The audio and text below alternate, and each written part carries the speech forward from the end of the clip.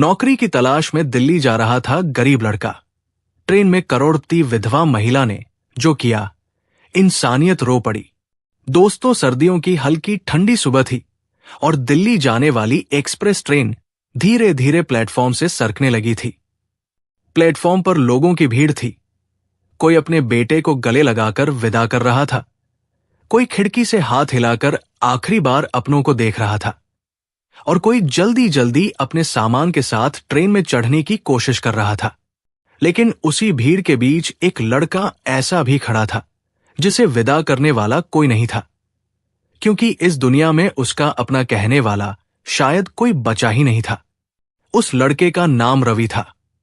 लगभग 22 साल का दुबला पतला लड़का, साधारण कपड़े, पैरों में पुराने जूते, कंधे पर एक पुराना सा बैग जिसमें शायद उसकी पूरी जिंदगी समाई हुई थी, और आंखों में सपने, इतने बड़े सपने कि अगर कोई ध्यान से देख ले तो समझ जाए कि ये लड़का हार मानने वालों में से नहीं है। रवि पहली बार अपने छोटे से गांव से निकलकर दिल्ली जा रहा था, नौकरी की तलाश में। उसके पास पैसे बहुत कम थे, जेब में कुल 420 रुपए और टिकट भी जनरल डिब्बे का। लेकिन उसके दिल में उम्मीद बहुत बड़ी थी। ट्रेन जैसे ही धीरे धीरे आगे बढ़ने लगी, रवि खिड़की के पास खड़ा होकर अपने गांव की तरफ देखने लगा। मिट्टी के छोटे छोटे घर, दूर खेतों में खड़े पेड़, और वो कच्ची सड़क जिस पर वो बचपन से दौड़ता आया था। उसकी आंखें हल्की सी नम हो गई, क्योंकि उसी गांव में उसकी मां की यादें बसती थी। 2 साल पहले ही उसकी मां इस दुनिया को छोड़कर चली गई थी, और उस दिन के बाद से रवि की जिंदगी जैसे अचानक खाली हो गई थी। उसकी मां अक्सर कहा करती थी, बेटा, एक दिन बड़ा आदमी बनना, इतना बड़ा कि किसी गरीब को मजबूर होकर भूखा न सोना पड़े। यही शब्द रवि के दिल में जैसे आग बनकर जलते रहते थे। शायद इसी आग ने उसे आज इस ट्रेन तक पहुंचा दिया था। ट्रेन अब रफ्तार पकड़ चुकी थी और जनरल डिब्बे में इतनी भीड़ थी कि सांस लेना भी मुश्किल हो रहा था। लोग सीटों पर, फर्श पर, दरवाजे के पास, जहां जगह मिल रही थी वहीं बैठ गए थे। रवि किसी तरह दरवाजे के पास खड़ा हो गया था।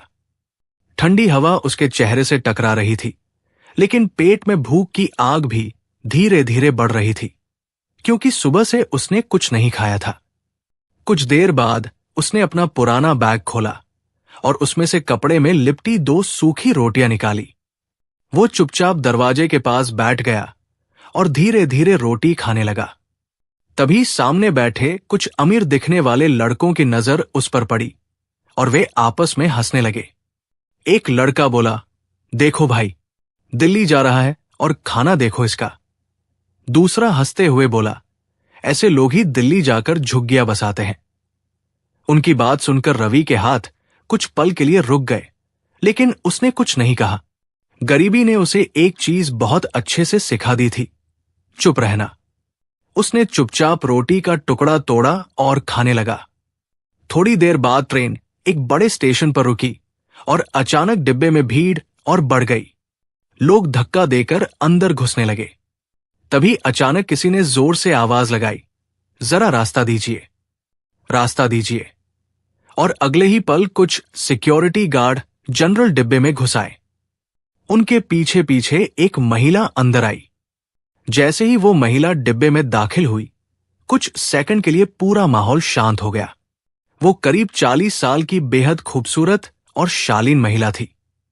उसने सफेद और सुनहरी बॉर्डर वाली बेहद महंगी साड़ी पहन रखी थी। हाथ में हीरे की अंगूठी चमक रही थी और चेहरे पर एक अजीब सा सन्नाटा था। ऐसा सन्नाटा जिसमें दर्द भी था और गहरी थकान भी। ऐसा लग रहा था जैसे वो महिला बहुत अमीर भी है और बहुत अकेली भी। डिब्बे में बैठे लोग धीरे धीरे आपस में फुसफुसाने लगे। लगता है कोई बहुत बड़ी अमीर औरत है। इतनी महंगी साड़ी पहनकर जनरल डिब्बे में क्यों आई है? लेकिन किसी को नहीं पता था कि वो महिला कौन है। उसका नाम था माया सिंह, दिल्ली की एक बहुत बड़ी बिजनेस वुमन और शहर की सबसे अमीर विधवा महिलाओं में से एक। लेकिन उस दिन वो फर्स्ट क्लास में नहीं बल्कि जनरल डिब्बे में सफर कर रही थी, क्योंकि वो अपनी जिंदगी की सच्चाई देखना चाहती थी। वो देखना चाहती थी कि इस देश के आम लोग किस तरह सफर करते हैं। माया सिंह धीरे धीरे डिब्बे में आगे बढ़ने लगी और बैठने की जगह ढूंढने लगी, लेकिन डिब्बा इतना भरा हुआ था कि कहीं भी जगह नहीं थी। तभी उसकी नजर अचानक दरवाजे के पास बैठे रवि पर पड़ी। रवि अभी भी अपने हाथ में बची हुई आधी रोटी खा रहा था और खिड़की के बाहर कहीं खोया हुआ था। उसकी आंखों में थकान थी, लेकिन उसी के साथ एक अजीब सी ईमानदारी भी थी। माया कुछ सेकंड तक उसे देखती रही, फिर धीरे धीरे उसके पास आकर खड़ी हो गई। रवि घबरा गया और तुरंत उठकर खड़ा हो गया। उसने विनम्रता से कहा, आप बैठ जाइए मैडम। माया ने हल्की मुस्कान के साथ पूछा, और तुम कहां बैठोगे? रवि बोला, मैं यही खड़ा रह लूंगा। तभी माया की नजर उसके हाथ में बची हुई सूखी रोटी पर पड़ी। वो कुछ पल उसे देखती रही और फिर धीरे से बोली, क्या यही तुम्हारा खाना है? रवि थोड़ा झेम गया और बोला, जी, अभी यही है। माया ने फिर पूछा, दिल्ली क्यों जा रहे हो? रवि ने बिल्कुल सच्चाई से जवाब दिया, नौकरी ढूंढने। यह सुनकर माया कुछ पल के लिए चुप हो गई, जैसे वो उसके चेहरे में कुछ पढ़ने की कोशिश कर रही हो। फिर अचानक उसने उसकी आंखों में देखते हुए ऐसा सवाल पूछ लिया जिसने रवि को अंदर तक हिला दिया। माया बोली, अगर मैं तुम्हें अभी नौकरी दे दूं तो क्या तुम मेरे साथ चलोगे? रवि कुछ सेकंड तक उसे देखता रह गया। उसे समझ ही नहीं आया कि ये महिला मजाक कर रही है या सच बोल रही है।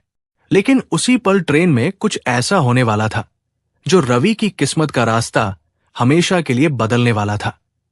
ट्रेन अब पूरी रफ्तार से दौड़ रही थी और जनरल डिब्बे के अंदर वही शोर, वही भीड़ और वही अफरातफरी का माहौल था। लेकिन रवि के लिए जैसे सब कुछ अचानक धीमा पड़ गया था, क्योंकि अभी कुछ ही सेकंड पहले उस अनजान अमीर महिला ने उससे ऐसा सवाल पूछ लिया था जिसने उसके दिल की धड़कनें तेज कर दी थी। अगर मैं तुम्हें अभी नौकरी दे दूं तो क्या तुम मेरे साथ चलोगे? माया सिन्हा के इस सवाल ने रवि को कुछ पल के लिए बिल्कुल चुप कर दिया था। वो समझ नहीं पा रहा था कि ये सब सच है या किसी तरह का मजाक। उसने धीरे से माया की तरफ देखा, फिर नजरें झुका ली। गरीब आदमी की सबसे बड़ी आदत यही होती है कि वो बड़े लोगों की बातों पर जल्दी भरोसा नहीं करता, क्योंकि उसे डर रहता है कि कहीं ये उम्मीद भी टूट न जाए।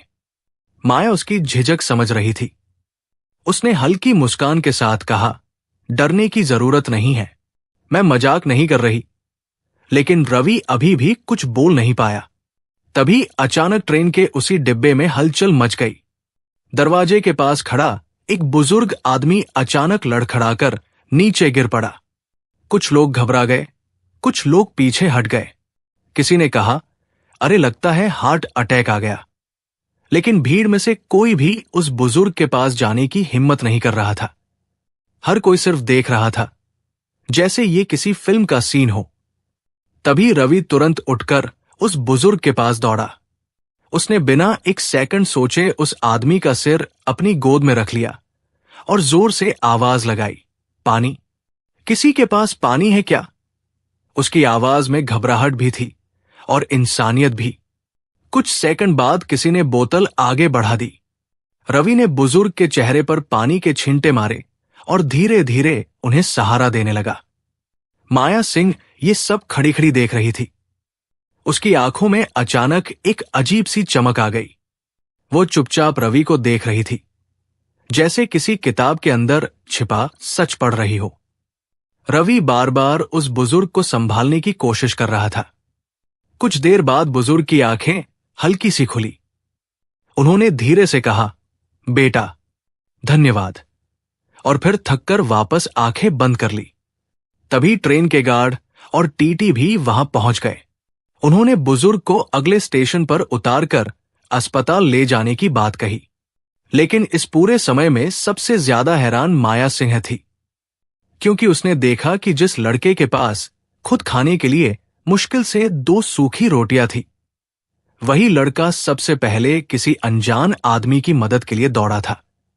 भीड़ धीरे धीरे शांत हो गई, लोग फिर अपनी अपनी जगह बैठ गए। रवि वापस दरवाजे के पास आकर खड़ा हो गया, जैसे कुछ हुआ ही ना हो। लेकिन माया सिंह की नजरें अब भी उसी पर टिकी हुई थी। कुछ देर बाद वो धीरे धीरे उसके पास आई और बोली, तुम्हारा नाम क्या है? रवि ने धीरे से जवाब दिया, रवि। माया ने फिर पूछा, तुम्हारे माता पिता? रवि की आंखों में हल्की सी उदासी उतर आई। उसने धीरे से कहा, पिता बचपन में ही गुजर गए थे और मां 2 साल पहले चली गई। ये सुनते ही माया के चेहरे का रंग बदल गया। शायद इस जवाब ने उसके दिल के किसी पुराने जख्म को छू लिया था। कुछ सेकंड तक वो बिल्कुल चुप रही, फिर धीरे से बोली, और अब तुम दिल्ली जाकर क्या करोगे?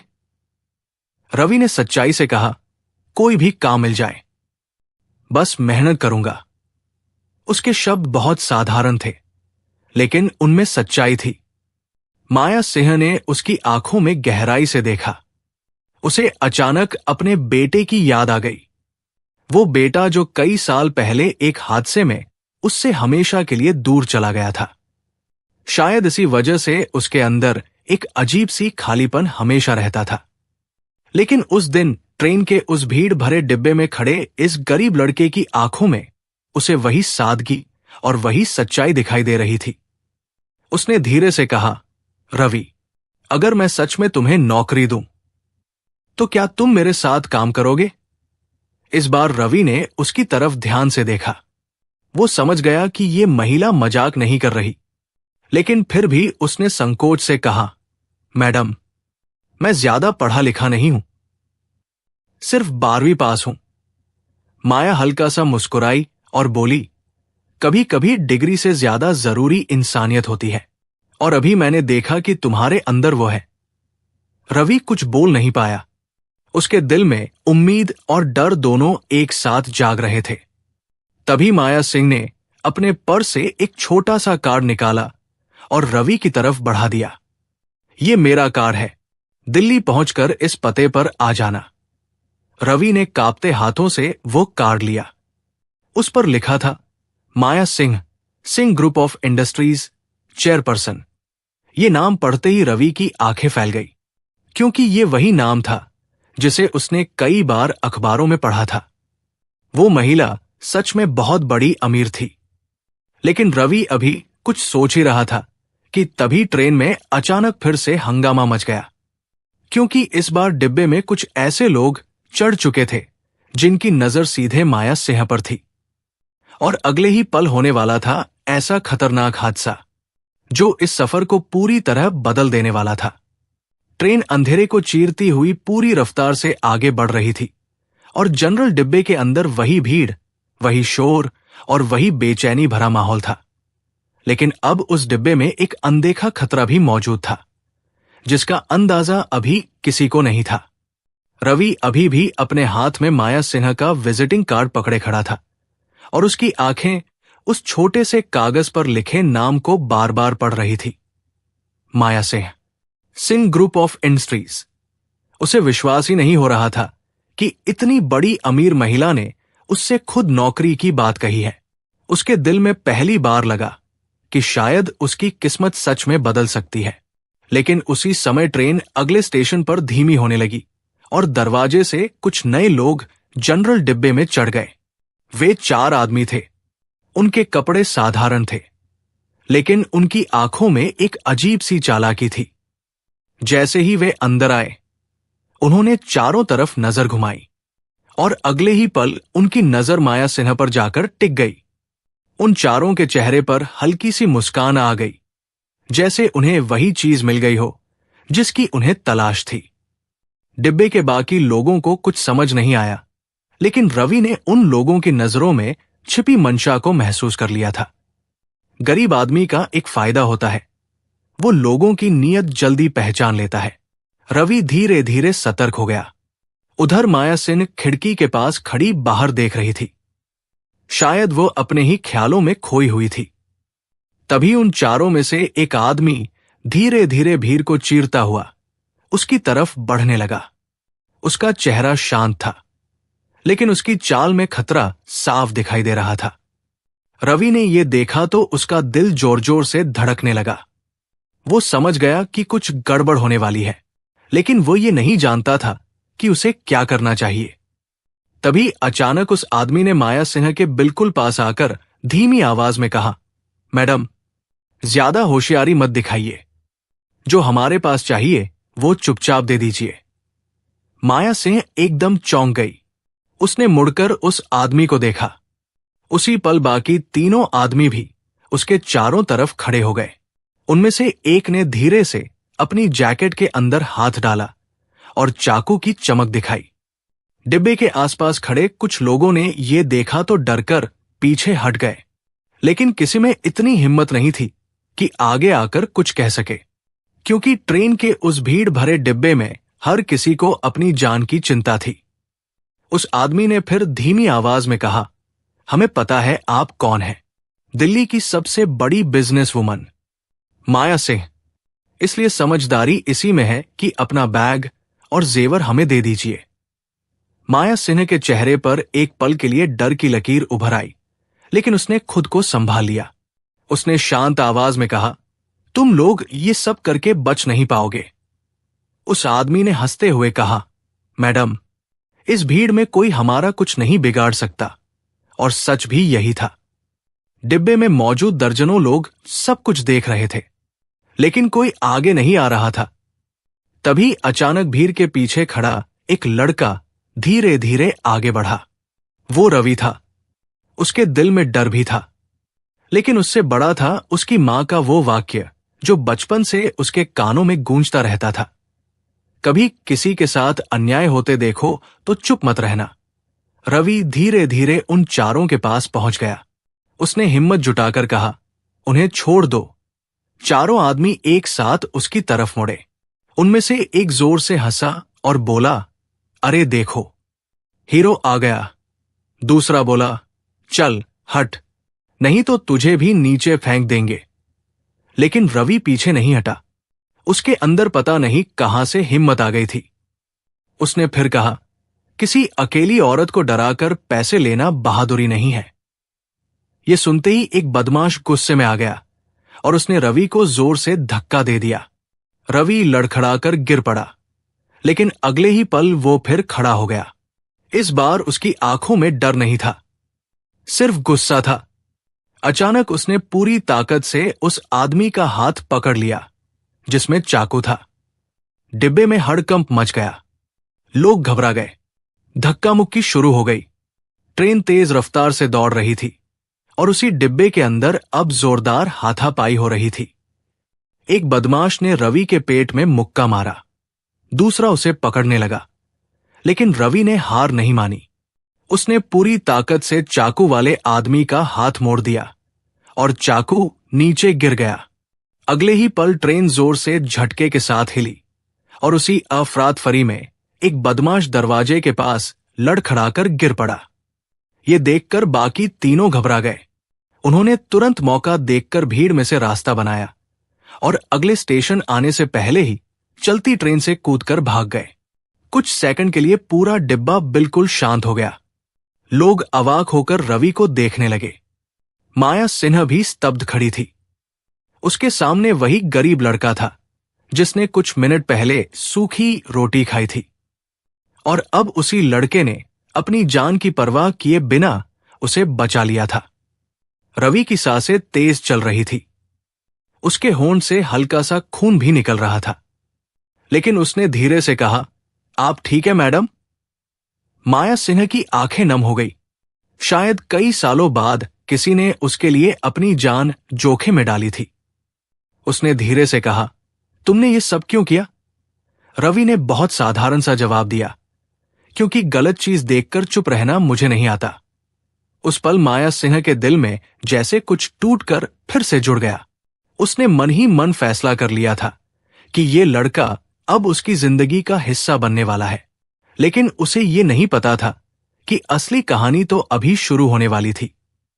क्योंकि दिल्ली पहुंचने के बाद रवि को एक ऐसी सच्चाई का सामना करना था जो उसकी जिंदगी की दिशा हमेशा के लिए बदल देगी। ट्रेन अब दिल्ली की तरफ तेज रफ्तार से बढ़ रही थी, लेकिन जनरल डिब्बे के अंदर अभी भी कुछ देर पहले हुई घटना की हलचल लोगों के चेहरों पर साफ दिखाई दे रही थी। कुछ लोग अभी आपस में फुसफुसा रहे थे। कुछ लोग बार बार उस गरीब लड़के को देख रहे थे जिसने अभी थोड़ी देर पहले 4 बदमाशों से भिड़कर एक अनजान महिला की जान बचा ली थी। वो गरीब लड़का जिसका नाम रवि था, वही रवि जो कुछ घंटों पहले अपने गांव से सिर्फ एक बैग और 2 सूखी रोटियों के सहारे निकला था। अभी भी उसके होंठ के पास हल्का सा खून लगा हुआ था और उसकी सांसें धीरे धीरे सामान्य हो रही थी। लेकिन उसके चेहरे पर कोई घमंड नहीं था, कोई गर्व नहीं था, बस वही सादगी और वही शांत भाव, जैसे उसने कोई बड़ा काम किया ही नहीं। दूसरी तरफ माया सिंह खड़ी थी, दिल्ली की मशहूर बिजनेस वुमन, करोड़ों की संपत्ति की मालकिन। लेकिन उस समय उनके दिल में जो भावनाएं उठ रही थी वो शायद किसी भी दौलत से बड़ी थी। वो लगातार रवि को देख रही थी। उनके दिल में एक अजीब सा एहसास पैदा हो रहा था, जैसे कई सालों से खोई हुई कोई चीज अचानक सामने आ गई हो। उन्होंने धीरे से कहा, रवि। रवि तुरंत सीधा होकर खड़ा हो गया। जी मैडम। माया कुछ पल उसे देखती रही। फिर उन्होंने अपने बैग से रूमाल निकाला और उसके होंठ के पास लगा खून साफ करने लगी। ये देखकर डिब्बे में बैठे कई लोग हैरान रह गए, क्योंकि जिस महिला के पास शायद हजारों नौकर चाकर होंगे, वो खुद एक गरीब लड़के के जख्म साफ कर रही थी। माया ने धीरे से पूछा, दर्द तो नहीं हो रहा? रवि हल्का सा मुस्कुराया, नहीं मैडम, मैं ठीक हूं। लेकिन सच ये था कि उसके शरीर में दर्द जरूर था। फिर भी उसने अपने चेहरे पर कभी शिकायत नहीं आने दी। माया के मन में अचानक अपने बेटे की याद आ गई। कई साल पहले जब उसका बेटा छोटा था और खेलते खेलते गिर जाता था, तो वो भी ऐसे ही उसके जख्म साफ करती थी। वो याद आते ही माया की आंखों में हल्की नमी आ गई। उन्होंने तुरंत नजरें दूसरी तरफ कर ली ताकि कोई उनकी कमजोरी न देख सके। ट्रेन धीरे धीरे अगले स्टेशन की तरफ बढ़ रही थी। कुछ मिनट बाद लाउडस्पीकर से आवाज आई, अगला स्टेशन नई दिल्ली। ये सुनते ही डिब्बे में हलचल बढ़ गई। लोग अपना सामान समेटने लगे। रवि ने भी अपना पुराना बैग कंधे पर डाल लिया। उसके दिल में अजीब सी घबराहट थी, क्योंकि अब वो दिल्ली पहुंचने वाला था, वो शहर जिसके बारे में उसने सिर्फ सुना था। लेकिन अब उसकी जिंदगी का अगला अध्याय वहीं से शुरू होने वाला था। माया सिंह धीरे से उसके पास आई और बोली, दिल्ली पहुंचकर कहाँ जाओगे? रवि कुछ सेकंड चुप रहा, फिर धीरे से बोला, पता नहीं मैडम, पहले कोई सस्ता सा कमरा ढूंढूंगा, फिर नौकरी ढूंढूंगा। माया ने उसकी आंखों में देखा। उन्हें समझ आ गया कि इस लड़के के पास दिल्ली में कोई नहीं है। उन्होंने तुरंत कहा, तुम मेरे साथ चलो। रवि एकदम चौंक गया। मेरे साथ? माया ने सिर हिलाया। हां, मैंने तुम्हें पहले ही कहा था कि मैं तुम्हें नौकरी दे सकती हूं। रवि कुछ बोल नहीं पाया। उसे लगा जैसे वो सपना देख रहा हो। तभी ट्रेन प्लेटफॉर्म पर आकर रुक गई। दरवाजे खुलते ही लोगों की भीड़ बाहर निकलने लगी। शोर, आवाजें, कुलियों की पुकार, चाय वालों की आवाज, पूरा स्टेशन जैसे एक अलग ही दुनिया था। रवि पहली बार इतने बड़े स्टेशन पर आया था। उसकी आंखें हर चीज को हैरानी से देख रही थी। लेकिन तभी उसने देखा कि प्लेटफॉर्म पर कुछ लोग पहले से ही खड़े थे। वे काले सूट पहने हुए थे और उनके साथ 2-3 बॉडीगार्ड भी थे। जैसे ही माया सिंह ट्रेन से उतरी, वे सब तुरंत उनकी तरफ बढ़े। उनमें से एक आदमी ने आदर से कहा, नमस्ते मैडम। रवि ये देखकर समझ गया कि माया सिंह सच में बहुत बड़ी शख्सियत है। वो थोड़ा पीछे हट गया, लेकिन माया ने मुड़कर कहा, रवि, तुम भी आओ। रवि झिझकते हुए उनके साथ चलने लगा। स्टेशन से बाहर निकलते ही सामने एक लंबी काली कार खड़ी थी। वो एक बेहद महंगी गाड़ी थी, जिसे देखकर रवि की आंखें फैल गई। उसने जिंदगी में इतनी महंगी कार पहले कभी पास से नहीं देखी थी। ड्राइवर तुरंत दरवाजा खोलकर खड़ा हो गया। माया सिंह अंदर बैठ गई। फिर उन्होंने रवि की तरफ देखा और कहा, बैठो। रवि कुछ पल हिचकिचाया, लेकिन फिर धीरे से कार में बैठ गया। कार धीरे धीरे स्टेशन से बाहर निकलने लगी। बाहर दिल्ली की सड़कों पर गाड़ियों की लंबी कतारें थी। ऊंची ऊंची इमारतें, चमकती रोशनी, तेज रफ्तार जिंदगी, ये सब देखकर रवि को लग रहा था जैसे वो किसी और दुनिया में आ गया हो। कुछ देर तक कार में खामोशी रही। फिर माया सिंह ने धीरे से पूछा, रवि, तुम्हें डर तो नहीं लग रहा? रवि हल्का सा मुस्कुराया, थोड़ा। माया भी मुस्कुरा दी, डरना मत, कभी कभी जिंदगी अचानक अच्छा मोड़ भी दे देती है। लगभग आधे घंटे बाद कार एक बहुत बड़े बंगले के सामने जाकर रुकी। वो बंगला किसी महल से कम नहीं था। ऊंचा लोहे का गेट, अंदर बड़ा सा बगीचा, चारों तरफ चमकती लाइटें, ये सब देखकर रवि की सांस जैसे थम गई। उसने धीरे से पूछा, ये आपका घर है? माया ने सिर हिलाया, हां। गेट खुला और कार अंदर चली गई। रवि धीरे धीरे कार से उतरा। उसे विश्वास ही नहीं हो रहा था कि कुछ घंटे पहले वो जनरल डिब्बे में खड़ा था और अब इस महल जैसे घर के सामने खड़ा है। माया सिंह ने कहा, अंदर आओ। रवि झिझकते हुए उनके पीछे पीछे अंदर चला गया, लेकिन जैसे ही वो अंदर पहुंचा, उसकी नजर दीवार पर लगी एक बड़ी तस्वीर पर पड़ी और अगले ही पल उसके कदम वहीं रुक गए, क्योंकि उस तस्वीर में जो चेहरा था वो चेहरा किसी और का नहीं बल्कि बिल्कुल उसी की तरह दिख रहा था। रवि की आंखें हैरानी से फैल गई और माया सिन्हा भी अचानक उसकी तरफ देखने लगी, क्योंकि उन्हें भी अब एक ऐसी सच्चाई का एहसास होने लगा था जो उनकी जिंदगी को हमेशा के लिए बदल सकती थी।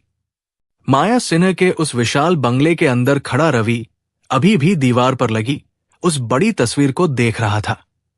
उसके कदम जैसे जमीन में जम गए थे और उसकी सांसें धीरे धीरे भारी होती जा रही थी, क्योंकि उस तस्वीर में जो चेहरा था वो किसी अनजान व्यक्ति का नहीं था, बल्कि ऐसा लग रहा था जैसे कोई उसका ही अक्स दीवार पर टंगा हुआ हो। वही आंखें, वही चेहरा, वही मासूमियत। बस फर्क इतना था कि तस्वीर में दिख रहा लड़का महंगे कपड़ों में था और उसके चेहरे पर एक अमीर घराने की चमक थी। रवि कुछ पल तक उस तस्वीर को घूरता रहा। उसके मन में हजारों सवाल एक साथ उठने लगे। तभी पीछे खड़ी माया सिंह ने भी उसकी नजरों का पीछा किया और उनकी आंखें भी उसी तस्वीर पर जाकर टिक गई। उस तस्वीर में उनका बेटा आर्यन था, वो बेटा जो आज से लगभग 8 साल पहले एक भयानक हादसे में उनसे हमेशा के लिए छिन गया था। उस हादसे के बाद से माया की जिंदगी जैसे आधी रह गई थी। पैसा, शोहरत, बड़ा घर, सब कुछ होते हुए भी उनके दिल में हमेशा एक खालीपन रहता था। लेकिन आज उस दीवार के सामने खड़ा ये गरीब लड़का उस खालीपन को अचानक जगा रहा था। माया धीरे धीरे रवि के पास आई। उन्होंने धीमी आवाज में पूछा, क्या हुआ रवि? तुम ऐसे क्यों देख रहे हो? रवि ने धीरे से उस तस्वीर की तरफ इशारा किया। उसकी आवाज कांप रही थी। मैडम, ये लड़का। माया ने हल्की सांस ली और बोली, मेरा बेटा था, आर्यन। रवि चौंक गया। उसने फिर तस्वीर को देखा। उसके मन में अजीब सा एहसास होने लगा था, क्योंकि वो चेहरा सच में उससे बहुत मिलता था। माया ने धीरे से कहा, 8 साल पहले एक एक्सीडेंट में वो चला गया। ये कहते कहते उनकी आवाज भारी हो गई। कमरे में कुछ पल के लिए गहरी खामोशी छा गई। रवि को समझ नहीं आ रहा था कि वो क्या कहे। वो सिर्फ चुपचाप खड़ा रहा। माया ने अपने आंसू छिपाने की कोशिश की और फिर मुस्कुराने की कोशिश करते हुए बोली, शायद इसी वजह से जब मैंने तुम्हें ट्रेन में देखा तो मुझे अजीब सा अपनापन महसूस हुआ। रवि ने धीरे से सिर झुका लिया। उसके दिल में भी अचानक एक भावुकता आ गई थी, क्योंकि उसे भी अपनी मां की याद आ रही थी। तभी माया ने अचानक पूछा, रवि, तुम्हारे पिता का नाम क्या था? रवि थोड़ा चौंका। उसने कहा, रामदास। माया कुछ सेकंड तक चुप रही, जैसे वो कुछ सोच रही हो। फिर उन्होंने धीरे से कहा, तुम बैठो, मैं अभी आती हूं। वो कमरे से बाहर चली गई। रवि अब भी उस तस्वीर के सामने खड़ा था। उसे समझ नहीं आ रहा था कि उसके दिल में इतना अजीब सा एहसास क्यों हो रहा है। कुछ मिनट बाद माया वापस आई। उनके हाथ में एक पुरानी फाइल थी। उन्होंने धीरे से वो फाइल खोली और उसमें से एक कागज निकाला। फिर उन्होंने रवि की तरफ देखा और बोली, रवि, मैं तुमसे एक सवाल पूछना चाहती हूं। सच सच जवाब देना। रवि ने सिर हिलाया। माया ने पूछा, क्या तुम्हें अपने बचपन की कोई ऐसी बात याद है जब तुम बहुत छोटे थे और कहीं खो गए थे? ये सवाल सुनकर रवि की भौहें सिकुड़ गई।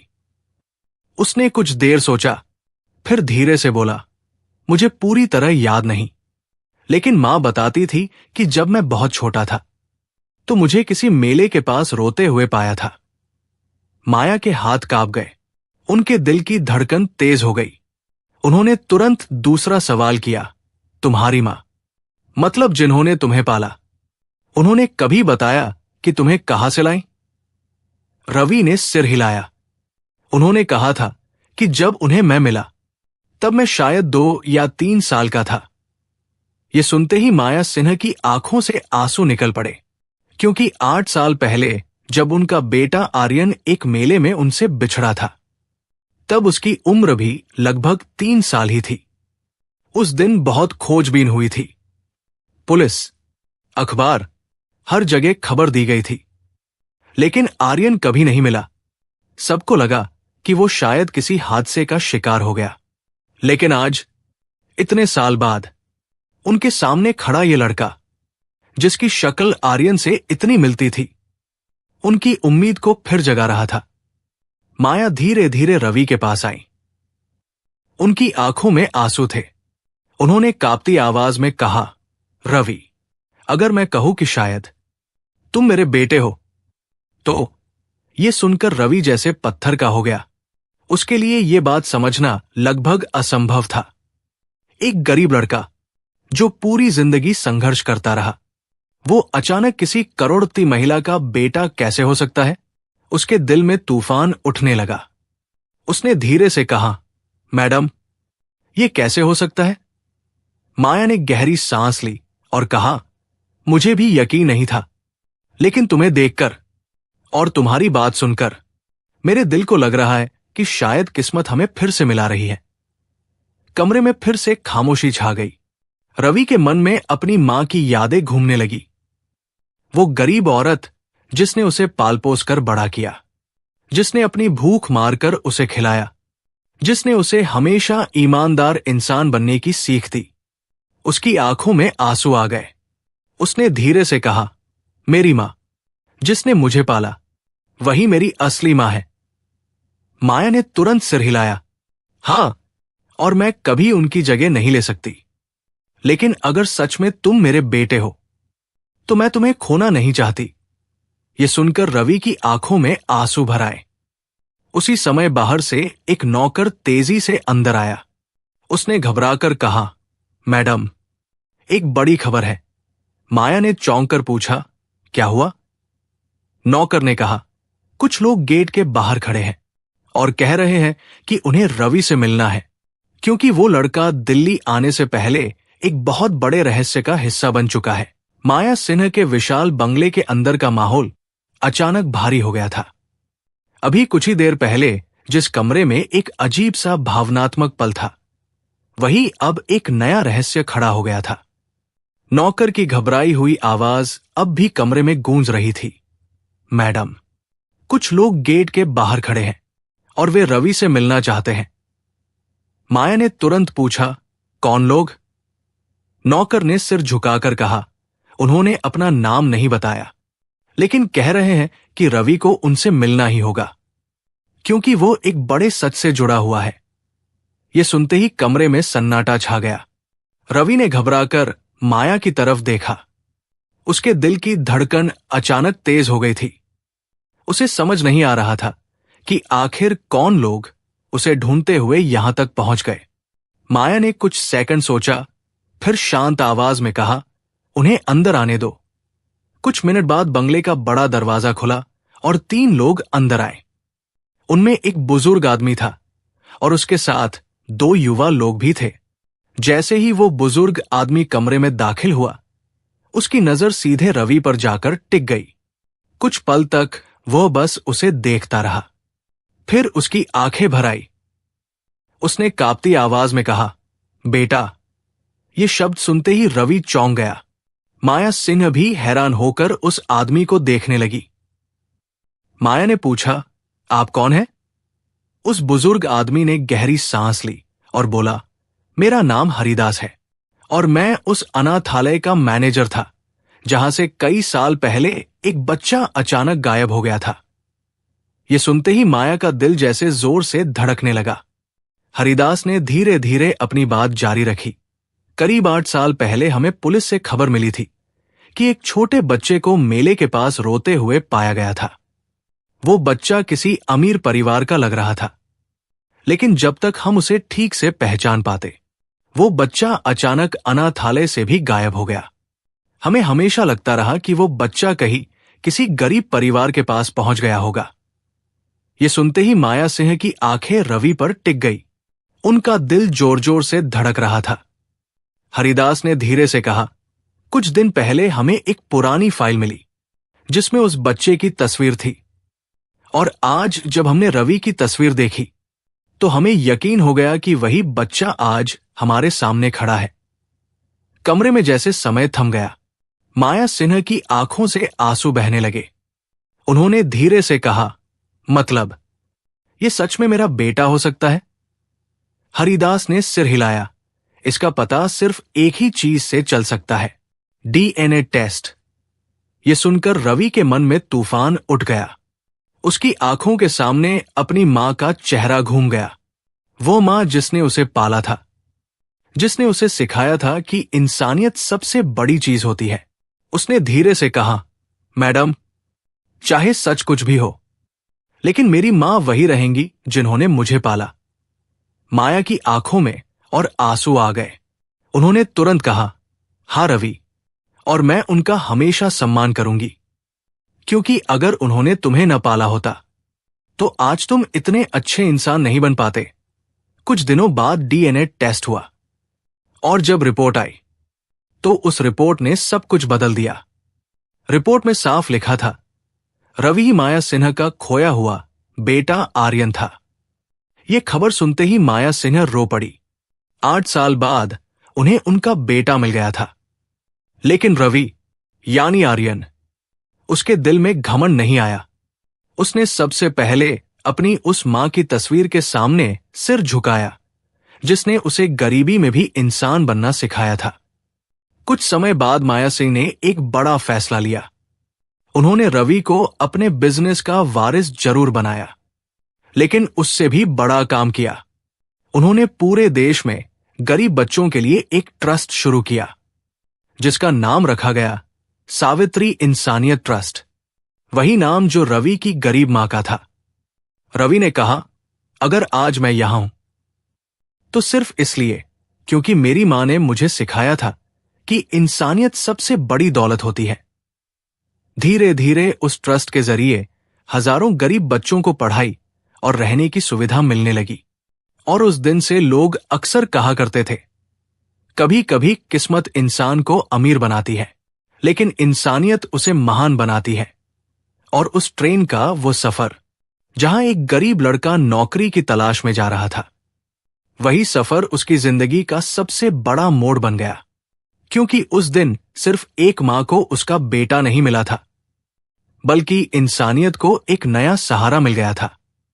अब जरा एक पल के लिए खुद से एक सच्चा सवाल पूछिए, अगर आप उस ट्रेन में होते और आपके सामने रवि जैसा गरीब, मेहनती और मजबूर लड़का बैठा होता, जिसके पास सिर्फ 2 सूखी रोटियां और आंखों में सपने थे, और उसी डिब्बे में माया सिंह जैसी करोड़पति लेकिन अकेली महिला होती, तो आप क्या करते?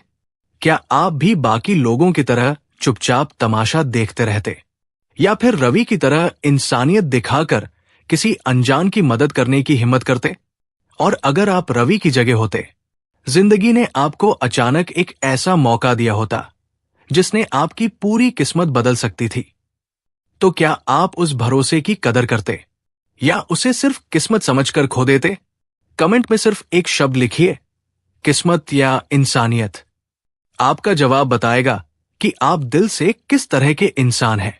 अगर आपको भी लगता है कि इस दुनिया को दौलत से ज्यादा इंसानियत की जरूरत है, तो इस कहानी को लाइक जरूर कीजिए, अपने दोस्तों के साथ शेयर कीजिए और ऐसी ही दिल को छू जाने वाली कहानियों के लिए चैनल ज्ञानी प्रजा को सब्सक्राइब करना बिल्कुल मत भूलिए, क्योंकि अगली कहानी शायद किसी और की नहीं बल्कि आपके ही किसी फैसले जैसी हो सकती है। मिलते हैं अगली कहानी में। तब तक अपना और अपने अपनों का ख्याल रखिए। धन्यवाद।